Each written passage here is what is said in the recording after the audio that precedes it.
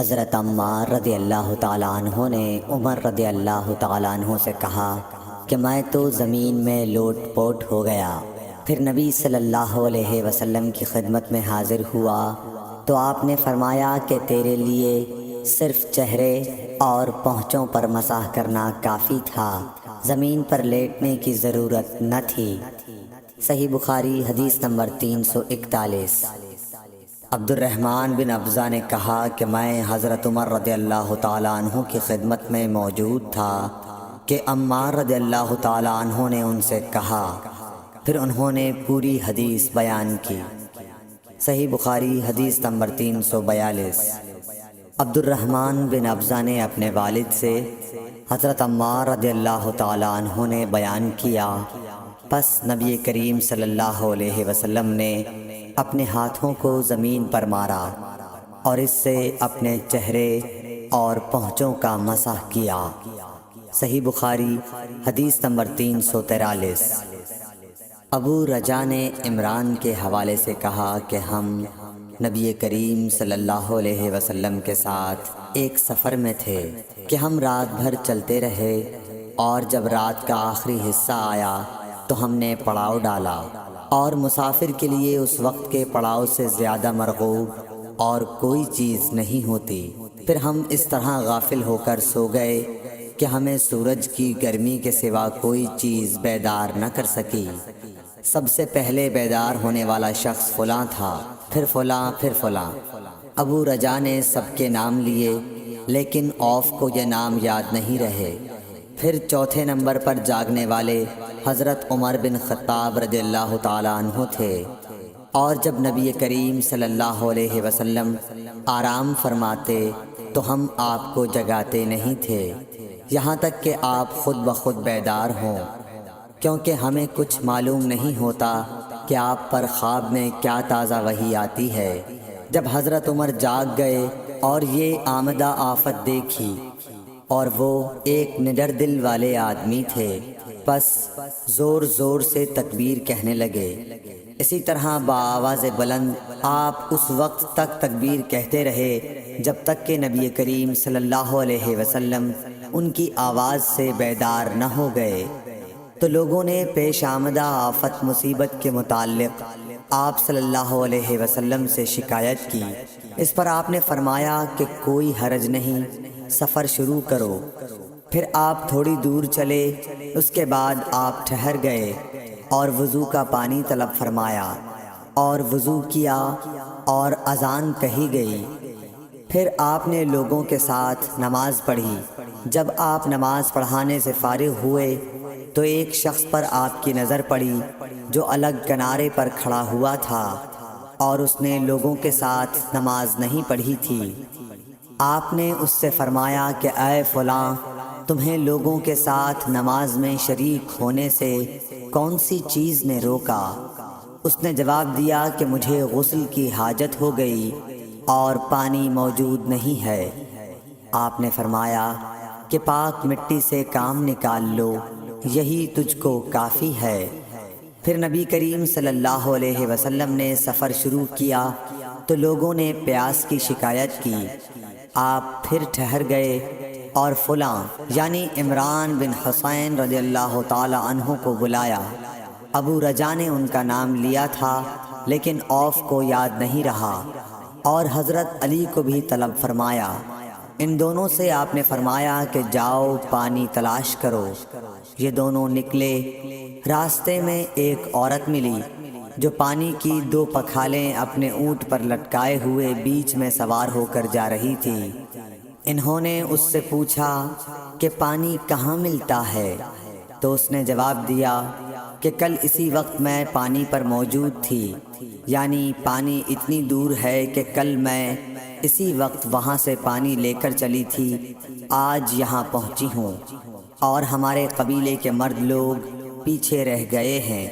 انہوں نے اس سے کہا اچھا ہمارے ساتھ چلو۔ اس نے پوچھا کہاں چلوں؟ انہوں نے کہا رسول اللہ صلی اللہ علیہ وسلم کی خدمت میں۔ اس نے کہا اچھا وہی جن کو لوگ صابی کہتے ہیں؟ انہوں نے کہا یہ وہی ہیں جسے تم کہہ رہی ہو۔ اچھا اب چلو۔ آخر یہ دونوں حضرات اس عورت کو حضرت صلی اللہ علیہ وسلم کی خدمت مبارک میں لائے اور سارا واقعہ بیان کیا۔ عمران نے کہا کہ لوگوں نے اسے اونٹ سے اتار لیا، پھر نبی کریم صلی اللہ علیہ وسلم نے ایک برتن طلب فرمایا اور دونوں پکھالوں یا مشکیزوں کے منہ اس برتن میں کھول دیے، پھر ان کا اوپر کا منہ بند کر دیا، اس کے بعد نیچے کا منہ کھول دیا اور تمام لشکریوں میں منادی کر دی گئی کہ خود بھی سیر ہو کر پانی پئیں اور اپنے تمام جانوروں وغیرہ کو بھی پلا لیں۔ پس جس نے چاہا پانی پیا اور پلایا اور سب سیر ہو گئے۔ آخر میں اس شخص کو بھی ایک برتن میں پانی دیا جسے غسل کی ضرورت تھی۔ آپ نے فرمایا لے جا اور غسل کر لے۔ وہ عورت کھڑی دیکھ رہی تھی کہ اس کے پانی سے کیا کیا کام لیے جا رہے ہیں، اور خدا کی قسم جب پانی لیا جاتا اور خدا کی قسم جب پانی لیا جانا ان سے بند ہوا تو ہم دیکھ رہے تھے کہ اب مشکیزوں میں پانی پہلے سے بھی زیادہ موجود تھا۔ پھر نبی کریم صلی اللہ علیہ وسلم نے فرمایا کہ کچھ اس کے لیے کھانے کی چیز جمع کرو۔ لوگوں نے اس کے لیے عمدہ قسم کی کھجور، اجوا، آٹا اور ستو اکٹھا کیا، یہاں تک کہ بہت سارا کھانا اس کے لیے جمع ہو گیا تو اسے لوگوں نے ایک کپڑے میں رکھا اور عورت کو اونٹ پر سوار کر کے اس کے سامنے وہ کپڑا رکھ دیا۔ رسول اللہ صلی اللہ علیہ وسلم نے اس سے فرمایا کہ تمہیں معلوم ہے کہ ہم نے تمہارے پانی میں کوئی کمی نہیں کی ہے، لیکن اللہ تعالیٰ نے ہمیں سیراب کر دیا۔ پھر وہ اپنے گھر آئی، دیر کافی ہو چکی تھی، اس لیے گھر والوں نے پوچھا کہ اے فلانی کیوں اتنی دیر ہوئی؟ اس نے کہا ایک عجیب بات ہوئی، وہ یہ کہ مجھے 2 آدمی ملے اور وہ مجھے اس شخص کے پاس لے گئے جسے لوگ صابی کہتے ہیں۔ وہاں اس طرح کا واقعہ پیش آیا، خدا کی قسم وہ تو اس کے اور اس کے درمیان سب سے بڑا جادوگر ہے۔ اور اس نے بیچ کی انگلی اور شہادت کی انگلی آسمان کی طرف اٹھا کر اشارہ کیا۔ اس کی مراد آسمان اور زمین سے تھی، یا پھر وہ واقعی اللہ کا رسول ہے۔ اس کے بعد مسلمان اس قبیلے کے دور و نزدیک کے مشرکین پر حملے کیا کرتے تھے، لیکن اس گھرانے کو جس سے اس عورت کا تعلق تھا کوئی نقصان نہیں پہنچاتے تھے۔ یہ اچھا برتاؤ دیکھ کر ایک دن اس عورت نے اپنی قوم سے کہا کہ میرا خیال ہے کہ یہ لوگ تمہیں جان بوجھ کر چھوڑ دیتے ہیں، تو کیا تمہیں اسلام کی طرف کچھ رغبت ہے؟ قوم نے عورت کی بات مان لی اور اسلام لے آئی۔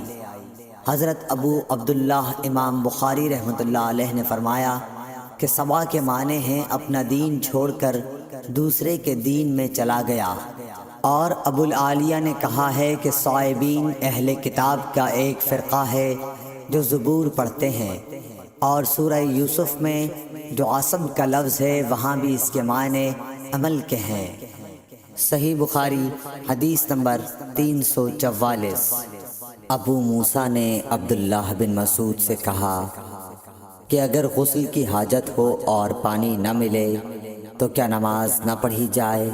عبداللہ نے فرمایا ہاں، اگر مجھے 1 مہینے تک بھی پانی نہ ملے گا تو میں نماز نہ پڑھوں گا۔ اگر اس میں لوگوں کو اجازت دے دی جائے تو سردی معلوم کر کے بھی لوگ تیمم سے نماز پڑھ لیں گے۔ ابو موسیٰ کہتے ہیں کہ میں نے کہا کہ پھر حضرت عمر رضی اللہ تعالیٰ عنہ کے سامنے حضرت عمار رضی اللہ تعالیٰ عنہ کے قول کا کیا جواب ہوگا؟ بولے کہ مجھے تو نہیں معلوم ہے کہ عمر رضی اللہ تعالیٰ عنہ عمار رضی اللہ تعالیٰ عنہ کی بات سے مطمئن ہو گئے تھے۔ صحیح بخاری حدیث نمبر 345۔ ابو موسیٰ نے پوچھا کہ ابو عبد الرحمن آپ کا کیا خیال ہے کہ اگر کسی کو غسل کی حاجت ہو اور پانی نہ ملے تو وہ کیا کرے؟ عبداللہ نے فرمایا کہ اسے نماز نہ پڑھنی چاہیے جب تک اسے پانی نہ مل جائے۔ ابو موسیٰ نے کہا کہ پھر عمار کی اس روایت کا کیا ہوگا؟ جبکہ نبی کریم صلی اللہ علیہ وسلم نے ان سے کہا تھا کہ تمہیں صرف ہاتھ اور منہ کا تیمم کافی تھا۔ ابن مسعود نے فرمایا کہ تم عمر کو نہیں دیکھتے کہ وہ عمار کی اس بات پر مطمئن نہیں ہوئے تھے۔ پھر ابو موسیٰ نے کہا کہ اچھا عمار کی بات کو چھوڑو، لیکن اس آیت کا کیا جواب دو گے جس میں جنابت میں تیمم کرنے کی واضح اجازت موجود ہے؟ عبداللہ بن مسعود اس کا کوئی جواب نہ دے سکے، صرف یہ کہا کہ اگر ہم اس کی بھی لوگوں کو اجازت دے دیں تو ان کا حال یہ ہو جائے گا کہ اگر کسی کو پانی ٹھنڈا معلوم ہوا تو اسے چھوڑ دیا کرے گا اور تیمم کر لیا کرے گا۔ اعمش کہتے ہیں کہ میں نے شفیق سے کہا کہ گویا عبداللہ نے اس وجہ سے یہ صورت ناپسند کی تھی، تو انہوں نے جواب دیا کہ ہاں۔ صحیح بخاری حدیث نمبر 346۔ حضرت ابو موسیٰ رضی اللہ تعالی عنہ نے حضرت عبداللہ بن مسعود سے کہا کہ اگر ایک شخص کو غسل کی حاجت ہو اور مہینہ بھر پانی نہ پائے تو کیا وہ تیمم کر کے نماز نہ پڑھے؟ شفیق کہتے ہیں کہ حضرت عبداللہ بن مسعود نے جواب دیا کہ وہ تیمم نہ کرے اگرچہ وہ 1 مہینے تک پانی نہ پائے اور نماز موقوف رکھے۔ ابو موسیٰ نے اس پر کہا کہ پھر سورہ مائدہ کی اس آیت کا کیا مطلب ہوگا؟ اگر تم پانی نہ پاؤ تو پاک مٹی پر تیمم کر لو۔ حضرت عبداللہ بن مسعود بولے کہ اگر لوگوں کو اس کی اجازت دے دی جائے تو جلد ہی یہ حال ہو جائے گا کہ جب ان کو پانی ٹھنڈا معلوم ہوگا تو وہ مٹی سے تیمم ہی کر لیں گے۔ اعمش نے کہا میں نے شفیق سے کہا تو تم نے جنبی کے لیے تیمم اس لیے برا جانا؟ انہوں نے کہا ہاں۔